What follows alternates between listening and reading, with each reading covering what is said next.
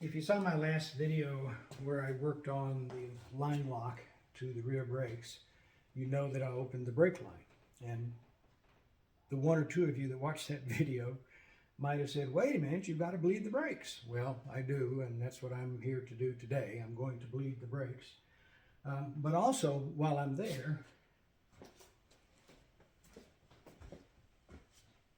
I'm going to replace what is called the axle shaft dampener.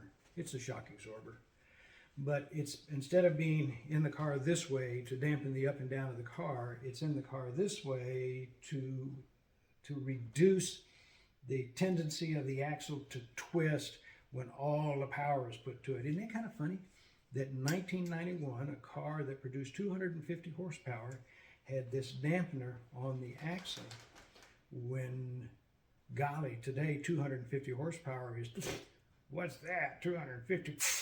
My six-cylinder's got more than that. Well, but nonetheless, there's an axle dampener, and I'm going to replace those while I'm at it too. I assume that the ones that are in there are original. They look like it. We'll see how that goes.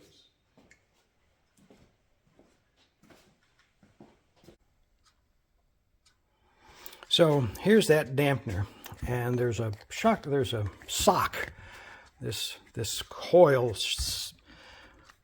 plastic to keep moisture and junk off of the thing, but it's been my experience that it slides off here, and it comes with this tie wrap to tie it on, but I'm going to try gluing it on. So I think you can see I have roughed up that edge, and while I'm doing other stuff on the car so this will have a chance to dry, I'm going to use this Gorilla Glue that's supposed to glue everything, and I'm going to glue this onto this in hopes that it'll stay there. I'll put the tie wrap on it as well. That's glued up and tie wrapped, and I'll let that dry and kind of adhere while I prep the things down here to get the wheel off and all that and bleed the brakes. And so I'll be back in a bit. Okay, so I got the car jacked up and the wheel off, and you can see that axle dampener shock absorber in there, and you can also see what I was talking about, this thing pulling off because it's stretched out so far. I actually think this part of the replaced one is longer, and so that may hold up some better. And there's the drum brakes. I've got to hook it up for bleeding. I want to show you my homemade bleeding kit so I can bleed the brakes by myself. This is just a water bottle. It's got about an inch or so of .3 synthetic brake fluid in it. This is the water bottle cap, and you can see I have put a tie wrap on the inside so that the weight of the bottle can't pull the hose out of the bottle. Okay, so now there's my kit. You can see the hose is well down into the fluid, and it can hang on the other end of the hose because it's not gonna pull it out, and I'll be able to self-bleed. Let me hook it all up and I'll show you what that looks like. So you can see the tiny little bleed port there that is so convenient to get to. So that's a 1/4 size that goes on that. So I've got my tiny little 1/4 inch box-in wrench on there. Okay, so there's the bottle sitting there. It's sitting on this line coming under here.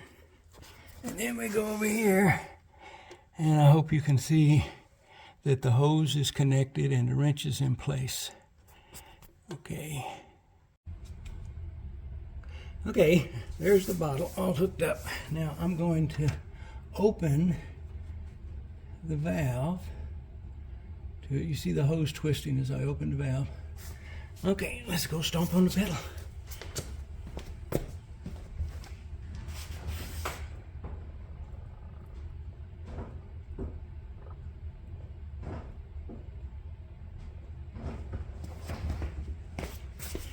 Okay, You see the dirty fluid coming through.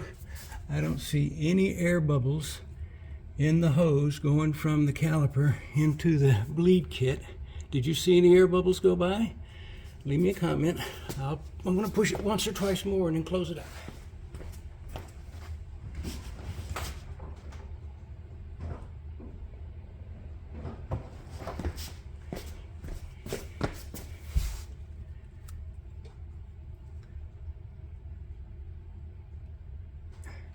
Okay, it's closed. And there's no air bubbles in the tube. And I declare this one bled. Okay, this is just a lot of fun. So you see that bolt that holds that dampener on that I told you I was going to change? Well, it's pretty rusty. Nobody's surprised at that.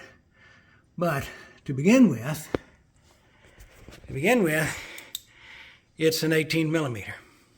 Now, I don't know how many sets of metric sockets you have, how many sets of metric wrenches you have, but I'll bet you the majority of them jump from 17 to 19 and skip 18.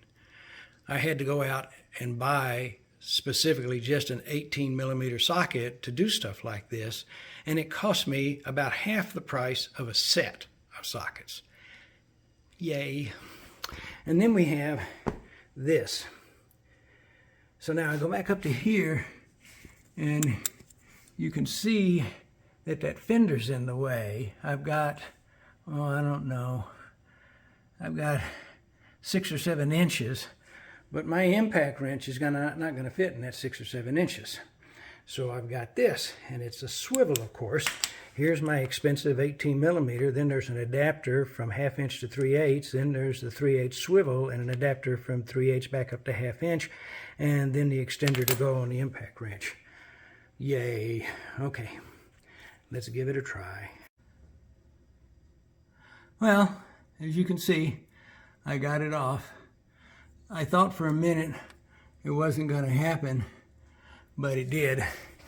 And here, I'll show you that swivel thing didn't work. So I put a couple of extensions together so that I could do it outside of the fender, and hammered it both tight and loose until it broke loose and came off. But I really thought there for a couple of minutes it wasn't going to come off. But now, look at where this one is. It's behind the brake. And it's got a nut on the back side. So that one's going to be a real joy to get out of there too. Okay, it's done. All hooked up. I discovered by trial and error that that nut is attached to that bracket and it doesn't turn, and you have to take the bolt out from the other side. As you can see, I wrenched on this one pretty hard a couple of times before I decided to try from the back side, and it came right out from the back side because this side don't move. But that's sometimes how that stuff is learned. And so the new one's in, the brakes are bled, and this side is done. So there was something I meant to tell you. These hoses here, you see that gook there, and there was another spot on here. I don't know what that is. But anyway, these are hoses that I previously used to make the self-bleeding bottles. So something else that I've learned is after you bleed your system, throw that hose away. Don't reuse it. That hose is cheap. So I bled the brakes on the other side, topped off the master cylinder, and all that's done. The bolts for the shock, the axle shock on that side, are soaking in PV Blaster, and I'm taking a break and having a cup of coffee and a couple of cookies. And then I'll finish it up.